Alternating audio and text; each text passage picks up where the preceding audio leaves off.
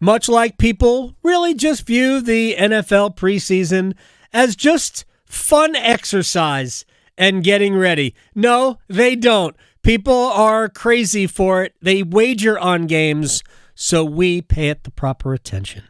And we do so by bringing in our friend, Bridget Condon, NFL Network, based in Los Angeles.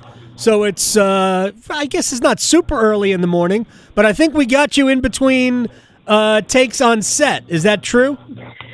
It is true. Hi, Adam Gold. It is so great to be back on the show, and what a fun day to come on. I'm going to let you ask the questions. I will. We'll get to it. I'm not. I know. See, here's the thing. They're still they will talk about it on the Pat McAfee show today. They talked about it on First Take. It's on the front page of ESPN. Nearly 10 million people have watched the 2-hour Taylor Swift episode on the New Heights podcast with the Kelsey brothers. Tell me you're shocked that she did 2 hours with them. I am shook to my core, Adam. It is unfortunate or fortunate. I had Chargers yesterday. So yes. I was at Chargers facility, and my hit time, our show is 7 to 8 Eastern, which happens to be the time Taylor Swift's episode dropped at 7 o'clock. I was hitting around 7:30. So I tuned in the beginning, did my hit, drove home, went to YouTube because I was like, oh, I'll watch it. And it was still going. Yes. And I'm like, wait, is this live? I was shocked. I don't know. I know you respect Taylor Swift. I'm not sure if you're where you lay on the Swiftie line, but we don't get this. And it's not even like we get 30 minutes and 2 hours. We maybe get 2 minutes, and she gave us 2 hours of raw, authentic Taylor Swift. That is, it's mind-blowing. Yeah, look, here's how I am on the Taylor Swift, or the Swiftie scale, like a Scoville scale, for if you want to judge peppers. I could not tell you without looking at a list a single name of one of her songs, but I've listened to. Oh, come on. I couldn't.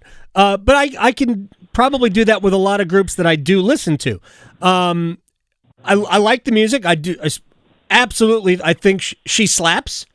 There are many bops, as the kids say. But I like her more than I like the music. I found her completely normal yesterday, and the fact that she was willing to do something like that for 2 hours was absolutely tremendous. I love how you could tell the relationship that she's got with Travis and Jason. I thought it was I haven't watched all of it yet. I'm an hour and 20 minutes in. Okay. I love. Well, it froze, right? Yes, I know. They broke the internet. Caitlin Clark told me that on Twitter. She did. Yep. That they broke Twitter last night. Look, it's a great thing that she did. Again, almost 10 million people have already watched it. Incredible. That's just an incredible number. I need to get her to really be a Hurricanes fan. And then see if she'll come on the Canes Corner podcast with me to talk about the Carolina Hurricanes. But hey, it is what it is. But I'll go back and I'll watch the rest of it because I'm kind of fascinated with the whole phenomenon. I also like the fact, and she said the quiet part out loud, that football fans definitely wanted to hear more from her. I have no notes for what she did. Everything that she said, she spoke so authentically and so meticulously. The way that she said that, I just used it actually on my Instagram because the audio is incredible, and everybody should go use the audio if you're a woman in sports.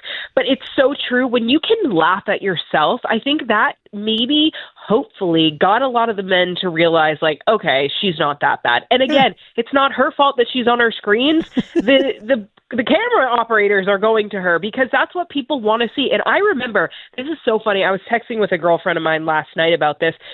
Maybe, what was it, 2 years ago when this all went down, we were talking about it, and somebody told me, hey, we're not going to talk about this. Nobody cares about Taylor Swift. Right. We wouldn't talk about another player who they're dating. Like, we don't really talk about Sierra. We're not talking about Taylor Swift. It's just, we're not doing it.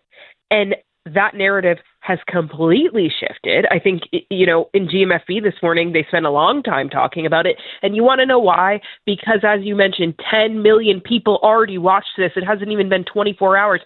The way that she can move an audience to like a certain thing, it is so great for the sport. And I know people hate it, and I'm sure people are turning off the radio right now saying, why is Adam Gold talking to this girl about I got that Taylor yesterday. Swift? I just want to hear about football. Enough women in sports. Get ready, because we're going to take up space, and we are here to stay, and Taylor Swift is doing great things for the sport. And you know what, Adam? Maybe she'll be into hockey next. Maybe it's the Canes. Who knows? Don't count her out. I think she has a Hurricanes jersey that they gave to her. It wasn't during the New Eras tour. I think it was a previous tour, but I think she has a Canes jersey. By the way, just to kind of put a postscript on this, and then I'm going to ask you about the Chargers and the Rams, who both have some issues. When Dan Snyder was still the owner of the Washington football team, he was buddies with Tom Cruise. And I remember every time Washington was on, and Cruise, and I guess it was when he was with Nicole Kidman. No, he wasn't with Nicole Kidman, was he?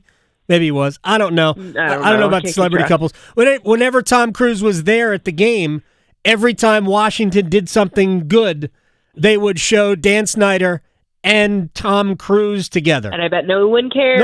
I didn't hear it. Everyone loved it. Never heard about it. Even though, never mind. People hate women, Adam. This is what we deal with. That is true. But not you. I do not. You love women. I do. I know. But more than that. Again, this is just an aside.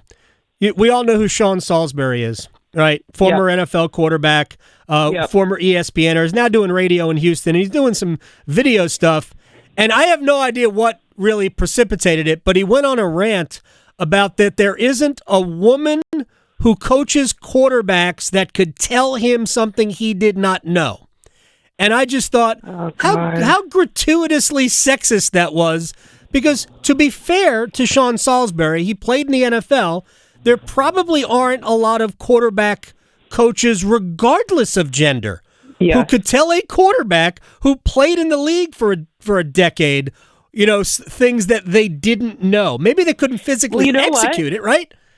I bet there is something that a woman could tell him to not say things like that. Right. So he says, I'm not being sexist. I'm like, no, you are being sexist by the way. If you have to say, hey, I'm not being sexist, or hey, let me let you know that, no, you are.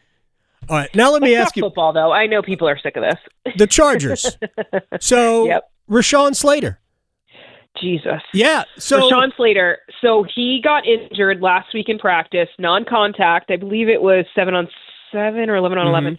And it was just one of those things where he stepped backwards and it happened. Tore his patellar tendon. This guy, I'm so happy that he got paid. And I know a lot of people think NFL players get paid and then, it is what it is. Rashawn Slater, I'll tell you, is somebody who wants to win a championship. He wants to be on that field. So you have to feel for a guy like him who does everything the right way. He already has missed a season when he had the biceps injury earlier in his career. But if this could have happened it couldn't have happened to a better team, because you have Joe Alt, who is made up like a left tackle. He's long, he's big, he's 6'8", he's 320 pounds. He played left tackle in college, okay? Right. He moved to the right because they already had Rashawn Slater. He's moving back to the left. So I talked to him actually after practice yesterday. He feels confident in being back on the left side. And right now it's just working on figuring out where Justin Herbert is behind him, because obviously it's opposite than when you're on the right side. Still a couple weeks before week one. I think they'll be fine. The O-line, though, is dealing with other issues. Mekhi Becton, who they got and hopefully wanted to use. It's kind of interesting. He hasn't practiced in more than 2 weeks, undisclosed as to why. He was out, like, in the locker room. The way their facility is you can kind of see the weight room. It's right next to the field. So he looked sweaty yesterday, like he had just gone through a workout. That's a positive. Hey, right. That's a positive. We're taking positives where we can. I don't know, though. Hopefully he gets back into the mix here soon. But you just look at this Chargers team, and it feels like in February, March, they always are going to the Super Bowl. And then the luck, whatever it is, it just, something happens every season.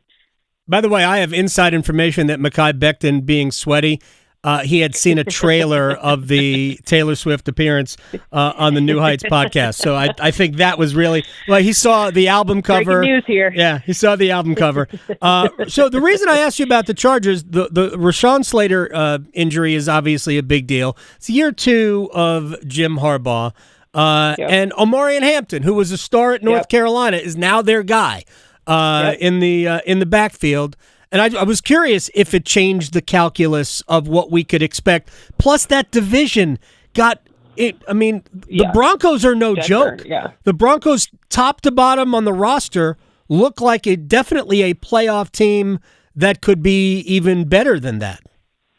Yeah, absolutely. I wouldn't be surprised if Denver wins the division. There's a hot take for you. I know the Chiefs still exist, but I don't think it changes what Jim Harbaugh is going to do. Look, he's going to run the ball. We didn't even talk about Najee Harris, who I saw working off to the side yesterday, obviously dealing with that eye injury from a firework. Can we not do fireworks? Like, come on. Haven't we learned our lessons from JPP? No.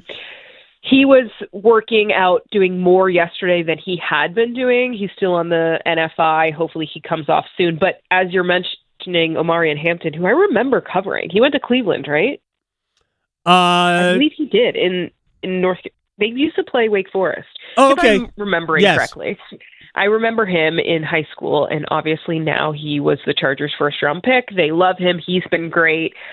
He even surprised some of the veterans. Khalil Mack was talking about the way he runs in practice and was impressed. So if Khalil Mack is impressed, I'm impressed. They're still going to run the ball. I don't think it changes what they do with Rashawn out. Like I said, Joe Alt, he's a left tackle. He'll be fine. We'll see what happens with Mekhi, but I think it'll be fine as long as they get consistency. That's what you need on the O-line. Final thing for Bridget Condon. I appreciate your time. Let me go to the other team in LA. What is the deal with Matthew Stafford? I know he had an epidural. He's got disc problems in his back. He's well into his 30s. I think when healthy, I think he's still great. He is a top 5, 6, 7 quarterback in the league when healthy. And they could be a sneaky Super Bowl team if he's healthy. But where are we with that? Yeah, I mean, I'm just shocked that Matthew and I both got epidurals this offseason. Wasn't thinking that we would be in common in that regard, but love it. Another reason to root for him, the man who can be humble enough to take the epidural. No, I was out there at practice when they played with the Cowboys 2 weeks ago now, and in talking with people, Sean McVay is a coach on the spectrum, on the side where he's not going to play people in the preseason, right? Some coaches believe in it, some don't. He's very much in the don't category. He's not putting Matthew Stafford out there, because think about it. This guy's 37 years old. He's been hit so many times. He doesn't need to play in the preseason. Let's just be extra cautious. All that I've been told and hearing is that he will be ready for week 1. I know that more has come out about his back. I say don't freak out unless he's not practicing Wednesday of week 1. I think he'll be fine. As you mentioned, he's very accurate, one of the best quarterbacks in the league when healthy. And I think when guys get to this age, you have to practice less. And because you want to be protected, you want to be healthy come January, come December. I agree with you that the Rams are a sneaky good team. On paper, I think the Eagles are the only other team that I would say is stronger than them. But I love talking about the Ravens, so maybe I can't say that. But the Rams are going to surprise a lot of people. They got a lot of they have a young defense that's only getting better. I'm with you. I love the Rams. And I love Bridget. Like they just had so many espresso shots. I feel like I'm talking a million miles a minute. Sorry, you're guys. Fine. No, you're very good. Go. You're wanted back on set. Bridget Condon, NFL Network, at Bridget Condon on Twitter. Hug Ava for us, and I'll talk to you soon. Also, we're happy she wasn't named Jaden Daniels, right? Yes. We discussed that, I think, the last time we talked, though. Yeah, but maybe, we did. I don't know. We did. That could have just been a text. Oh, my God. All right, well, let's talk soon. You got it. Take care. All right, bye. Bridget Condon.